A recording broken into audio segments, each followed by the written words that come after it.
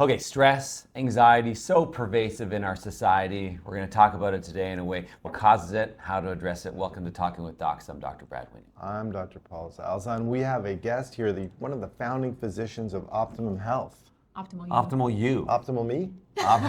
It's going to make you optimal, but it's called Optimal You. We're going to put a link in the description how to find her. Dr. Amanda Maroney. Thank you so much for having me. Oh my God, thanks for coming. You know, Talking with Docs, when it's just Brad and I talking, it gets a little mundane.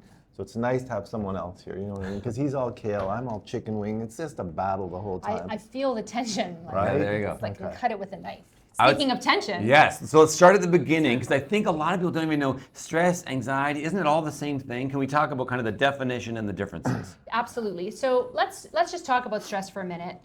You know, stress is, and we've talked about this in one of our previous videos, so you may want to scroll back and you know, rewatch that video if you haven't seen it already. We did on meditation and mindfulness. Yes. But stress is actually a normal physiological response, right? We have a response in place, and it's meant to protect us. And it's that stress response when we detect danger. You know, we have this cascade of hormones that, you know, put us into this fight or flight mode to keep us out of danger. That's why we don't like walk into traffic or, you know, do other stuff that would, you know, kill us, right? So that stress response Climb the fence at the zoo. Yeah, with the lion on the other side. Totally, right. So that stress response is meant to keep us alive and safe. And the problem is when we are perceiving things around us as stressful, that same stress response gets triggered. Our brain doesn't know the difference between a real threat, like the lion on the other side of the fence, or like the boss, you know, who's asking you for, you know, your deadline is today, and you know that same That's what chemical Paul does to me. Right. Brad. I can Video. Deadline. Research this so I don't have to. So that same response is triggered the same hormonal cascade. So hormones like cortisol and adrenaline, which are meant to protect us in the short term for these episodic events, stressful events. In the long term, when day to day, hour by hour, we're seeing everything as stressful, we're being bombarded with these stressful messages, and we're interpreting them as stressful, those hormones are chronically released, and we know that it has negative impacts on the body. For sure. Right? So we know from the Interheart study, for example, that, you know, chronic perceived stress or chronic stress increases your risk significantly. It's a major risk factor for developing heart disease. We know that you know, excess cortisol for a long time creates inflammation in the body. Excess cortisol in the body also reduces our body's ability to fight infection. We also know that chronic stress is a significant risk factor for developing, you know, depression and anxiety and suicidality. And you know, these unfortunate you know, mental health conditions are rising in society, and it's no wonder, because we are constantly bombarded with messages of doom and gloom. Okay. So wait, so stress is kind of a short-term response to a very like in time, real, in the moment kind of stressor. Necessary response. It's a necessary response. And then we would say that anxiety is more of the fear based around the possibility of a stressful event coming. Is that accurate? Yes. So let's talk about fear versus anxiety. So fear is kind of that, it alludes to that stress response. It's a normal, healthy response. It's triggered by our amygdala, this little deep-seated part of our brain. It's a rudimentary part of our brain that existed when we were first developed in cave person times, right? So it keeps us alive, and it's meant to protect us. And we also have a thinking part of our brain called the prefrontal cortex, and it is the planner. It wants to know what's happening and when. So fear is an instant kind of reaction. Right. Anxiety happens when fear of an outcome is based with uncertainty whether that outcome is actually going to occur or not, right? So fear plus uncertainty creates anxiety, and anxiety is never protective. It's mitigated by our prefrontal cortex trying to figure out how to fix the problem, and that's what worry comes into play. Worry is what our brains, our prefrontal cortex, our thinking, you know, evolved part of our brain tries to do with this uncomfortable feeling of anxiety, of uncertainty, of fear, and it makes us feel like we're doing something even though we're not doing much about it. Okay, so Monday night I actually experienced this whole This whole thing. Cascade. The whole Let's do cascade. it. Yeah, let's talk So about I'm it. going to share this with you. So if you're a Leaf fan, you can relate. So I was watching Toronto Maple Leafs round 2, game 1 against Florida. Leafs jump out to a 4-1 lead, feeling quite happy. Everyone's Yeah. happy.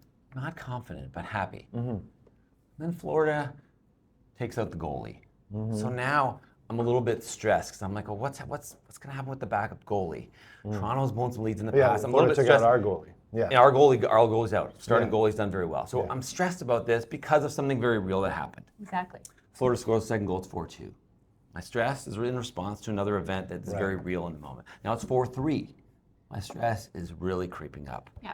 Thankfully, Matthew Nyes gets on a breakaway, makes it 5-3, so my stress goes down. But in my mind, I'm like, what happens now? What if they blow the lead? What if they lose this game and they go on to get knocked out of the playoffs? So that's my anxiety coming in.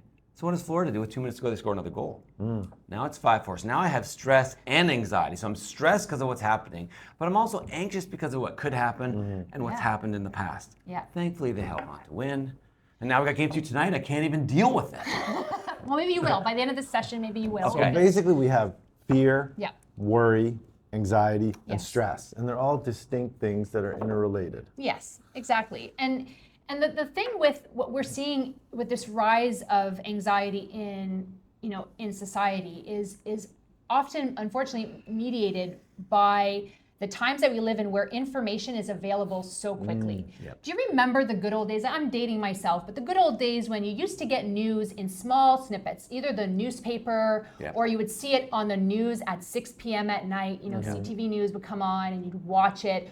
Or you might hear it on the radio. It took days sometimes for something happening across the globe to filter its way into our ears and eyes.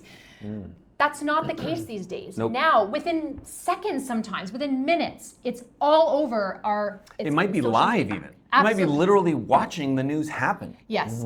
And so when you see these constant, traumatic sometimes experiences, it creates a sense of like fear because like the outcome is bad, but also this uncertainty. Is this going to happen to me? Is this going to happen? Is this going to disrupt my life, right?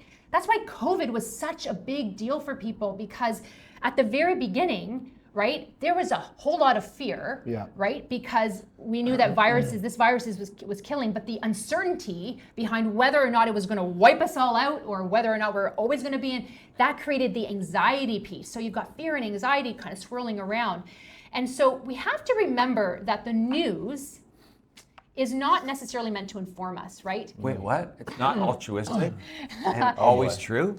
Yeah, like the news is meant to sell itself to you, the consumer. It's wanting you. There's a saying in the news, in the media world, to comfort the afflicted and afflict the comfortable.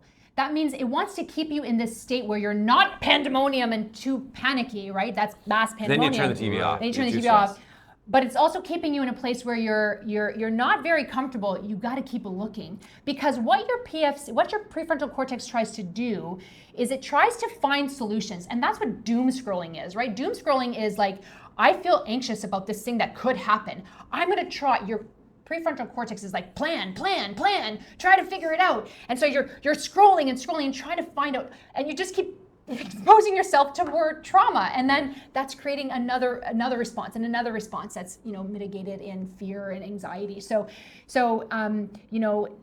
that's what we're seeing now, and that's if you're wondering, why am I so stressed? Why do I feel so uneasy? It's not necessarily your fault because you're exposed to so much more, and there's so much more happening in the world that creates I uncertainty think right a now. lot of people are going to leave comments about news right now, and just fake news.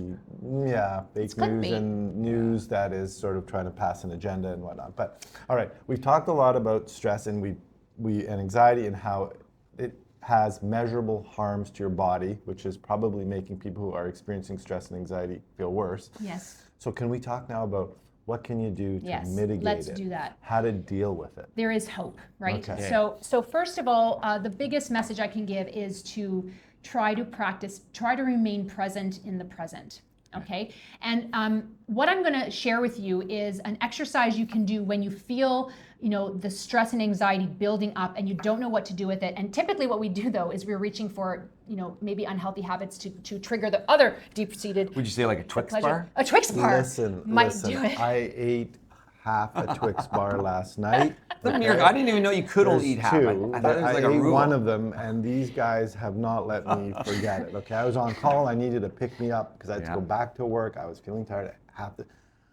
I'm not going to eat the second half. I'm going to throw it away as soon as I get home. But it's understandable, right? Because when you eat a Twix bar, you're triggering the other deep-seated pleasure center, right? So that's why people turn to, shopping. They turn to, really high-calorie dense foods. They turn to alcohol or other substances, gambling, unfortunately. just to tamper that discomfort that they're feeling. But I would challenge you to try this exercise. Now, I did not invent this exercise. This exercise I first learned about it through Dr. Judson Brewer. I have no affiliation with him. I just think he's amazing. He's a psychiatrist in the States. He does a lot of addictions, psychiatry, but he also, discussed how anxiety and worry is a habit loop.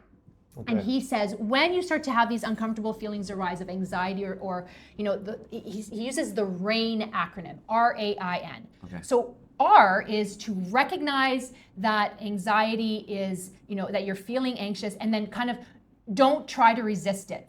That's not the R you want to use. You want to relax into it. Say, okay, I feel, the anxiety is coming on, and just don't try to push it away. Don't try to change direction and ignore it. Just sit with it. And it's uncomfortable, but just hang in there. A is to accept that anxiety is arising. And we often say, I am anxious. Right. I am scared. I am. And then you are identifying with that emotion. So I have learned that a good way to separate yourself from the emotion that's happening is saying anxiety is arising. Okay. I am anxious, but anxiety is arising right now. That George is getting angry. This is not good. Worlds are colliding. George is getting upset. Third person. Right, but George is getting anxious. All right. So when you say that, this is something outside of yourself that's coming in, but that also means it's going to go at some point. So it's just a subtle shift. But it's a subconscious message to your brain that, hang in there, I got this. Okay. So RA, I is then you're getting you want to investigate it.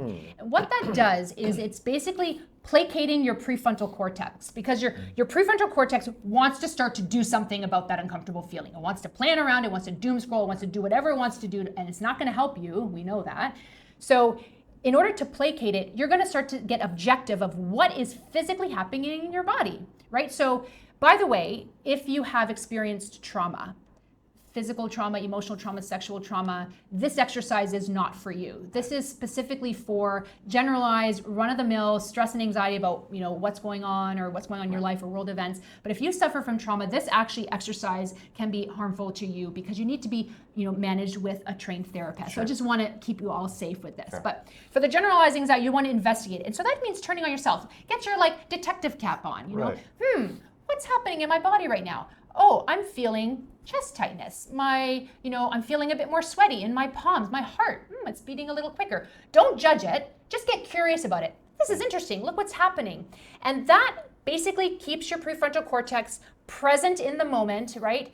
And it prevents it from going offline and starting to get into a worry cycle. And then the last N is note.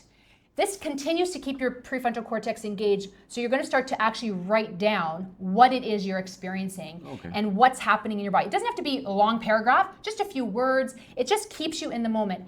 And what we know now, and what we know about anxiety attacks or stressful, it peaks and then it comes down. But we always interrupt it when it peaks because we don't like to feel it, and we interrupt it with something that makes us feel better instead of just riding the wave. Let it run its course. And then the Leafs win 5-4. And then the Leafs win 5-4. Well, tonight's a new day. So the RAIN exercise is very good, but there's also a few other things I do want to mention. Number one, stop doom scrolling.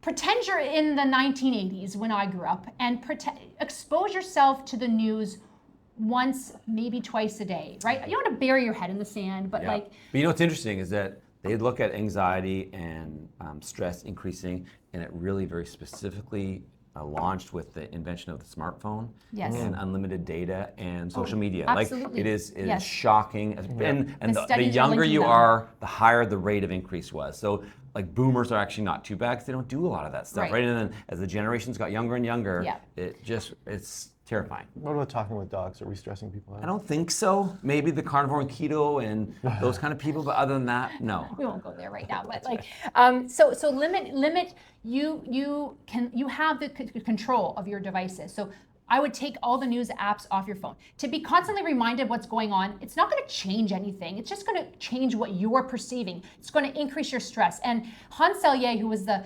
founder of like the stress response, he's an endocrinologist back in the 1930s. He said it's not the event that's the issue, it's your reaction to it, right? And so remember that if you're not exposing yourself, you're not being bombarded, it's going to help mitigate. So I would stop doom scrolling. And then second, remember there are controllables.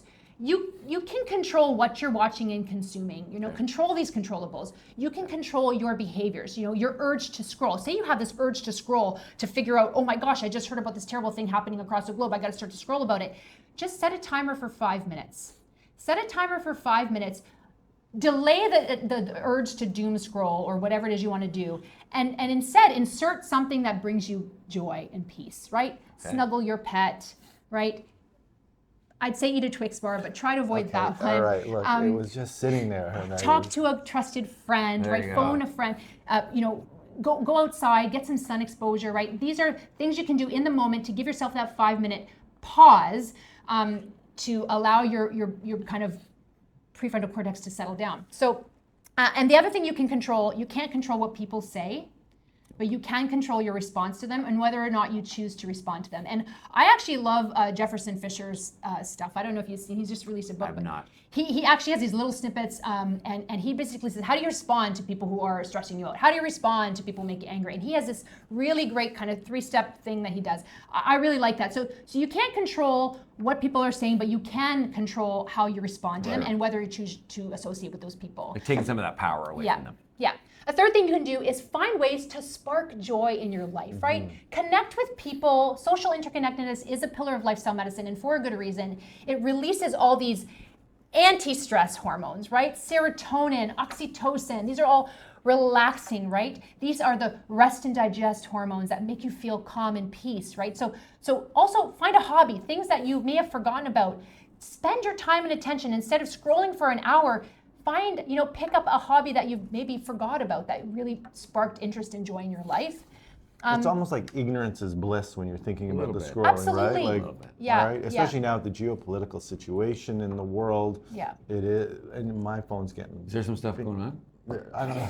There's a little bit of stuff going on. And so you're just constantly reminded about it, like you said. So the ignorance is bliss, really. Just try and make yourself ignorant of that stuff. Yeah, and it's the uncertainty behind it, right? Like, people don't think twice. You spend a lot of time worrying about whether or not I should step in front of a bus because that fear response is natural. Like it's when the uncertainty comes into play, like the outcome, like what's going to happen globally, what's going to happen, is there going to be, what's going to happen in the world, that can create a lot of anxiety. So again, to combat that, a fourth thing is gratitude, right? So setting time aside to think about what you have in the present to keep you grounded, things that that you're blessed with in your life. And there's always at least one thing you can Even think in the of. darkest times, I would Even in totally the agree. darkest times? Whether it's your kids, your family, or your pet, or your job, or living in a free country, whatever. Yeah. The totally clothes agree. that you're wearing, Yep. the fact that, the sun is shining today. Find something that you're grateful for, and I would actually challenge you to write it down, because when you write it down, it really solidifies things in your brain. And then, meditation, practicing regular meditation. We know that, even start with something very small, 10 minutes a day. There's a lot of free apps you can use. You can also just, Google, 10-minute relaxation meditation, and then listen to it and allow yourself to just feel the anxiety settle down. But when you do this regularly, even when you're not anxious, there are structural changes that happen in your brain. Your amygdala, that fear center, actually can shrink. Your prefrontal cortex actually gets bigger. Your hippocampus also improves your memory and concentration. So there are physical changes that happen with regular meditation of up to 20 to 30 minutes a day. And there are a lot of skeptics, and certainly I was one of them. But then I did this to help me sleep, actually, to unwind. And honestly, it's wild. It's a game changer. Yeah, it really is. It is. I'm going to practice gratitude. Thank Attitude of you. gratitude. Thank you so much for Oh. joining us and sharing You're all this with welcome. us. Yeah, this was amazing. Very helpful. And hopefully our viewers get something out of I this. hope again. so. And be well. So good. And if you're looking for Dr. Maroney, she's part of a group called Optimal You. We'll put a link in the description. It's a lifestyle medicine clinic that helps people make some of these changes. And we're just opening up, so we're just accepting, self-referral. Just go to our website. There's a little button. You can even chat with one of our team members if you're interested. We'd love to see you there. If this is something that's for you, we focus on prevention through lifestyle measures combined with regular conventional medicine. I am a conventional doctor, but I practice lifestyle too. And there you go. If you like this video, please like it. Subscribe to our channel. Share it with someone that you think is dealing with a little bit of stress and anxiety, which pretty much means everybody. So share it with everyone in your contact list. And remember, you are in charge of your own health. We'll see you next time.